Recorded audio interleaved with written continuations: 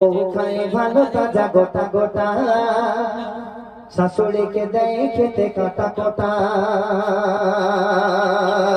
আর বউ পেয়ে ভুলে গেল, ওই বউ পেয়ে ভুলে গেল যে মাকে বেটা সে যে কথা।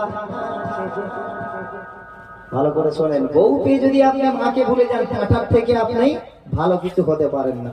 তাই কবি লিখছে, আরে বউ পেয়ে ভুলে গেল মাকে বেটা সে যে পাঠা গো, সে যে পাঠা। বউ খায় ভালো তাজা গোটা গোটা, আর শাশুড়িকে দেয় খেতে কাটা কাটা। ওই বউকে উদ্দেশ্য করে অতি সুন্দর কথায় কবি লিখছে, শুনুন।